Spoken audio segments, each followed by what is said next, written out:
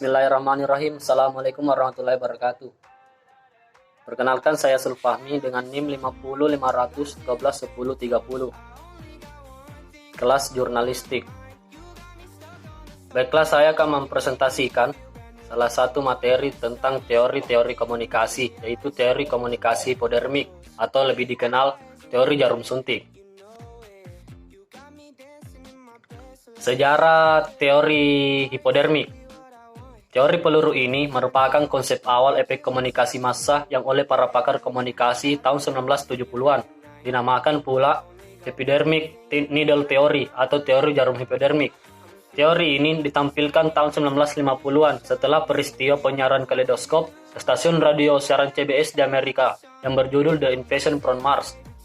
Istilah model hypodermic needle timbul pada periode ketika komunikasi massa digunakan secara meluas, baik di Eropa maupun Amerika Serikat, yaitu sekitar 1930-an, dan mencapai puncaknya menjelang Perang Dunia II.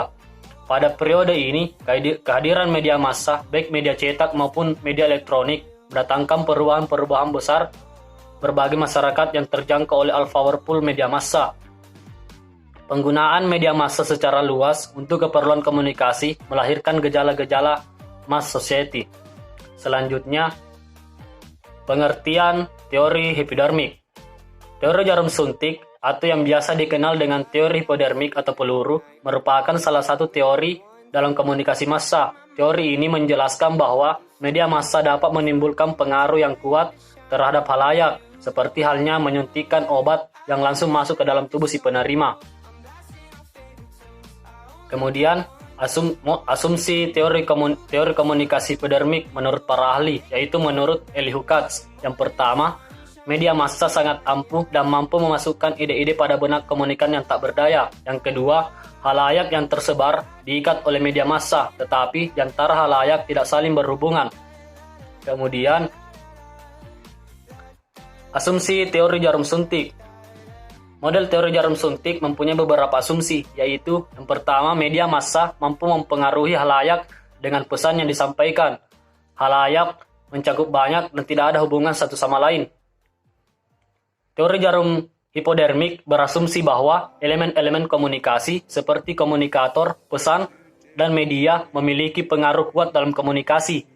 Teori jarum suntik dikatakan sebagai teori peluru karena komunikan secara pasif menerima apa yang disampaikan oleh media. Selanjutnya, konsep teori jarum suntik.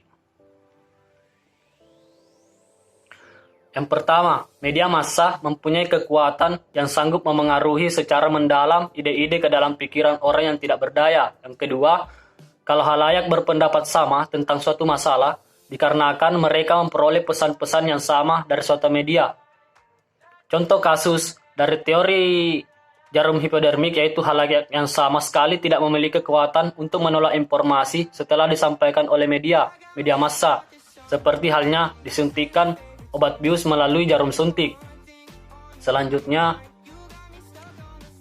variabel pesan teori jarum suntik. Yang pertama itu struktur pesan.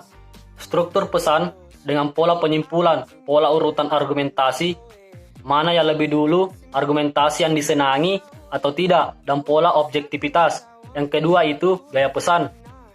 Teknik komunikasi yang secara efektif adalah dengan menyampaikan kesimpulan komunikasi secara eksplisit kepada subjek yang sikapnya hendak diubah. Yang ketiga, appeal pesan. Appeal pesan mengacu pada motif-motif psikologi yang terkandung dalam pesan seperti rasional, emosional, peer evils, dan reward evils.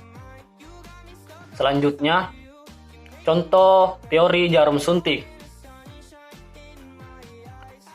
Yang pertama itu contoh keberhasilan mesin propaganda Goebbels dalam periode Perang Dunia II. 2. Pengaruh Madison Avenue atas perilaku konsumen dan dalam pemungutan suara. Ketiga, peranan surat-surat kabar Amerika yang berhasil menciptakan pendapat umum positif ketika pecah perang dengan Spanyol pada tahun 1898. Surat kabar tersebut mampu membuat Amerika membedakan siapa kawan dan lawan. Kesimpulan tentang teori hipodermik itu, adalah teori peluru atau jarum hipodermik mengasumsikan bahwa media memiliki kekuatan yang sangat perkasa dan komunikan dianggap pasif atau tidak tahu apa-apa. Teori ini mengasumsikan bahwa seorang komunikator dapat menembakkan peluru komunikasi yang begitu ajaib kepada halayak yang tidak berdaya atau pasif. Mungkin itu saja penjelasan singkat saya terkait teori komunikasi hipodermik. Mungkin sekian. Assalamualaikum warahmatullahi wabarakatuh.